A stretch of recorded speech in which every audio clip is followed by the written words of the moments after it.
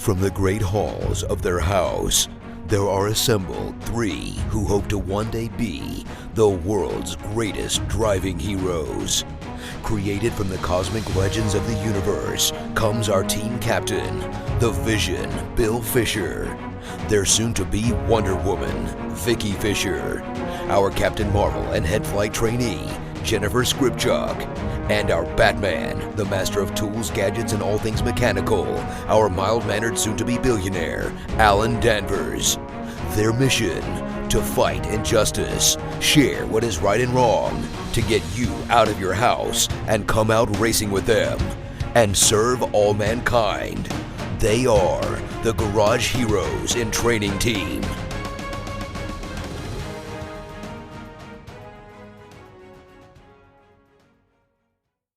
Dominating with Dawson. Captain's Log Supplemental.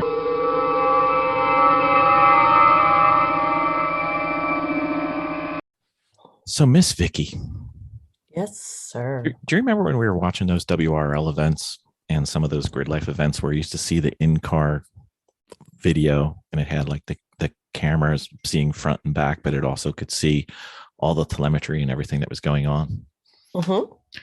You know, most of the ones that we liked were taken by the Sentinel system. Remember James came on our podcast earlier? Right. You know, we have no excuse since he lent us one for trial and demonstration purposes. We should actually probably put that in one of our cars. Maybe two. I really think we should. I think we should. I know. Because then we'd look like the immature endurance racing team that we are. Oh, wait, I mispronounced that, didn't I? Sorry, my bad. We could So what does the have, Sentinel system do? we could have 3 cameras with picture-in-picture. We could have, if we ever get the AIM system to work, open invitation to anybody from AIM to come on and give us a little bit of love. We need some help. And then we could have all our telemetry on there. And then we can have it streamed live into the paddock or around the world to our millions of fans. We're apparently very popular in Kenya right now. Don't know why, but that's fine. And it can integrate all the available race statistics from like Race Hero and everything. So we could actually see how we're doing on video. We wouldn't even have to carry around our phone anymore. Live. I love it. Ben Dawson, I need some Ben Dawson. It's a great day at Ben Dawson's house. How may I direct your call? Is it a great day, Ben? Is it a great day? I mean, it is now. Now it is. It is because I'm talking to you folks. Very well. Mr. Dawson, I was reading an article the other day. Uh-oh. I know. It's amazing that I can read, but yes, I can. And it was saying that there's basically 2 different ways. I'm not sure it's true, but there's 2 different ways that people feel what's going on. And it's either through the seat or through the steering wheel. Mm-hmm. Mm-hmm. What would you feel like? How do you feel about that as the primary inputs?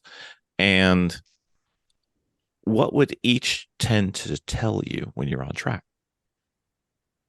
I've never really thought about it in terms of what you're feeling through your butt versus through your hands on the wheel. In the article, they were talking especially about the loading of the steering wheel in a turn. I don't know. I don't really have any thoughts on that. I mean, I sense the grip of the car through, if I'm having to fight the wheel, if I'm having to turn harder because it's plowing, or if it's understeering, then I'm sensing that I'm sensing that to the wheel because I'm having to turn it more. If I'm getting oversteer and I'm having to kind of play with the wheel to, open and close it, open and close, open and close, to try to catch the back end and get the back end back in line. That's how I'm sensing that. I don't think about my butt dyno very much. I don't think. Maybe I do, and I'm just not aware of it. Well, I think what the thought was the as you put more cornering force in, the load on the steering wheel would get heavier. So to turn it more would cost more. And then once you cross the line, it gets real light. So you're right. Understeer definitely feels heavier on the wheel, and oversteer, where you're kind of you saw the wheel back and forth, suddenly feels really light. And you're like, is this going to get so light that I'm going to go around? Mm-hmm. Yeah. Well, this can only go poorly, and I plan on ending up in the bathtub now. Miss Vicky, are you a seat driver or a steering wheel driver? I'm a both. You're both?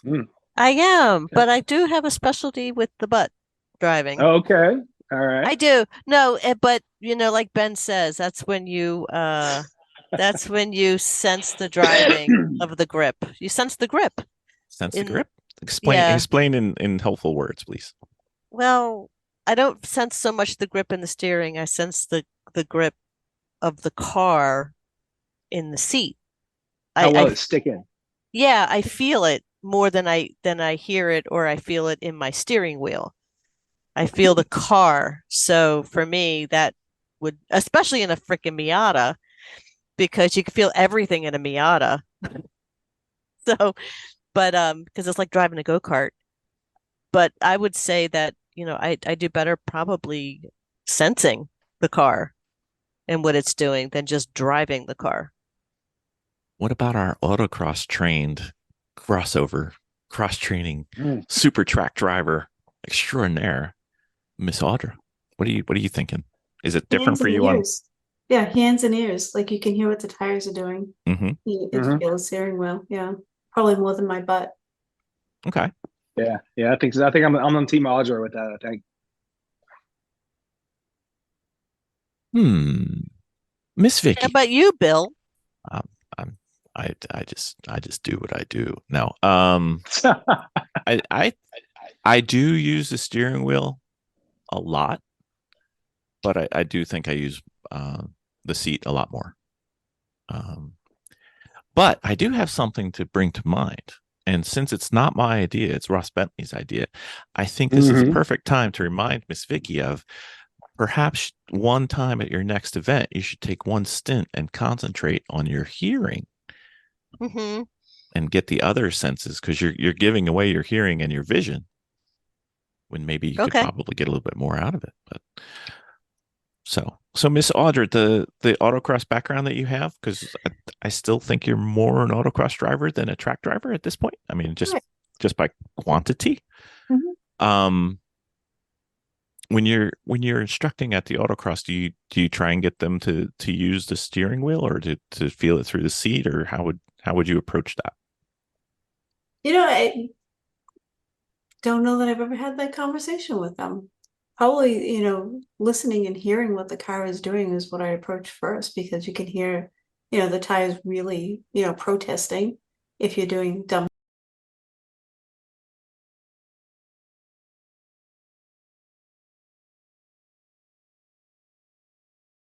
Yes. Yeah. Sorry. I cuss all the time on here just to make them bleep it out. Half the time they do, half the time they don't. I think it just comes down to where Bill's just being lazy about it. You know what I mean? Wow. Well, that will be edited, but go ahead. What's a turducken got to do with this context? But anyway. Don't torment the editor. I know. Please don't. So autocross same as track, or different from track? Different.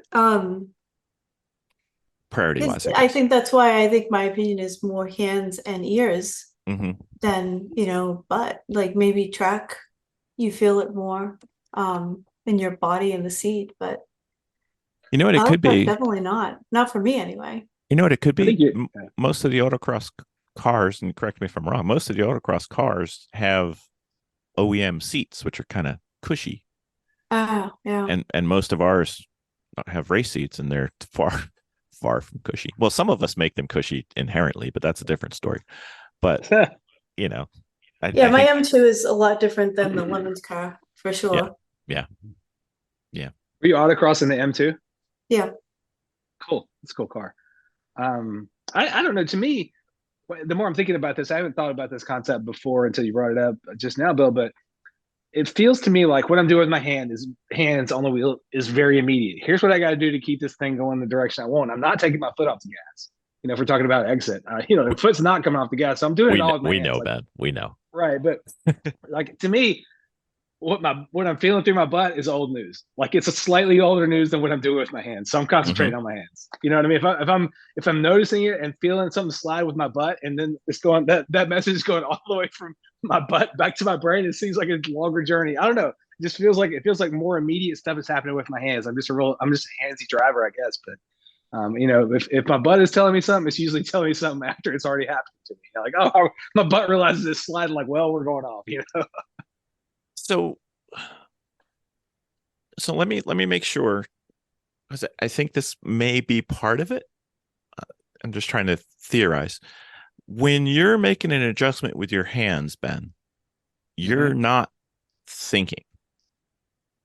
No. There's nothing to it. It's a reflex. It's built in. If I had to stop and think about it, I'd be off the track or wouldn't be able to do it. Right. So maybe it's just something you've gotten trained yourself to do, especially maybe from karting, that it's just natural for you now, and it's kind of reflexive as opposed to thought. Circle track driving definitely didn't hurt. I mean, you're kind of True. if you got your car set up in a way you want it to be a little bit loose coming out of the corner. So with my experience with circle track driving, you're always coming off prepared to like saw the wheel a little bit just to try to get it back on line and keep going. But of course, without taking my foot off the throttle. So yeah, so that may be part of it. But yeah, to me, and not to say like I'm some amazing racer or something, but I have been doing this long enough that what you're talking about is sort of muscle memory. The stuff is happening to me that I'm reacting to on the track. If I have to go back and analyze it, I can, but it's immediate. It's happening without me consciously thinking I should dip out and pass this guy, or I should saw a wheel here. It's already happening because we're just trying to kind of keep things in line. Because I think if you're fast, you're always catching a little bit of a slide all the time. If you're rotating. So this question has led me to a different angle. So now I get to ask my beautiful bride a question.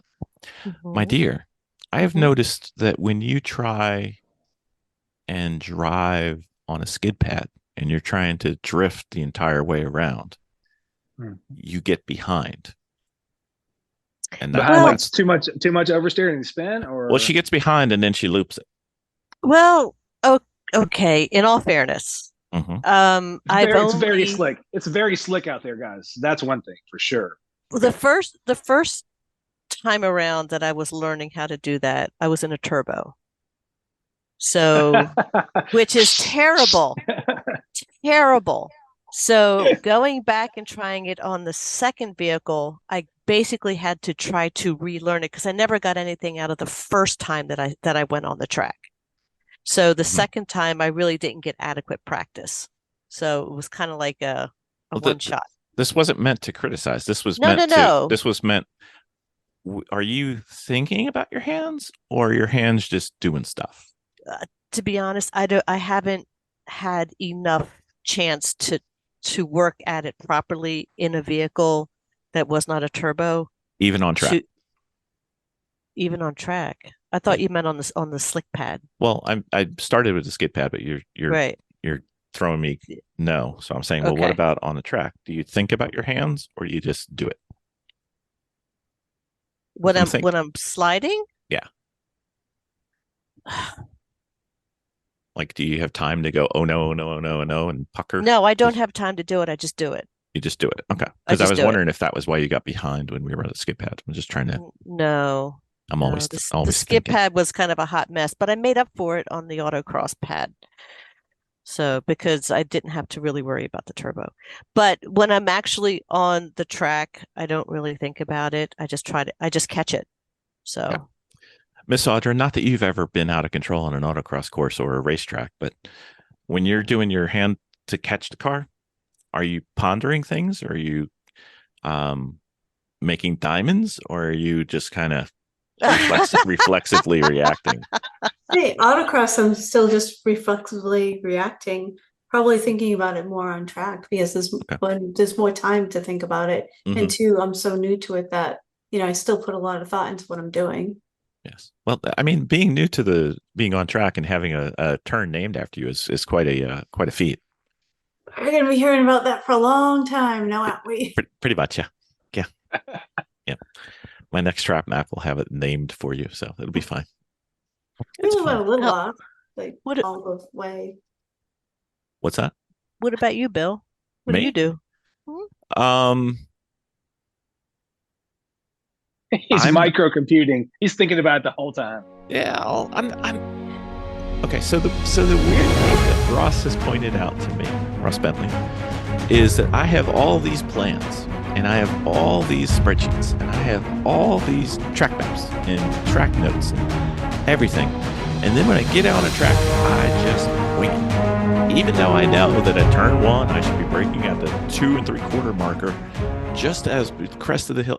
I have all this written down. When I'm on track, I'm winging it because What do you mean winging it? Do you mean you just forget it? You forget it, or what? I'm just driving because I'm thinking about the other cars and what to do to get around them or to let them by.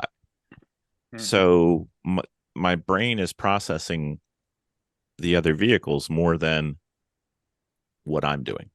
So stop letting people by. Stop letting people by. That's one thing right now. I'll tell you that. Stop being so nice. I do actually have to.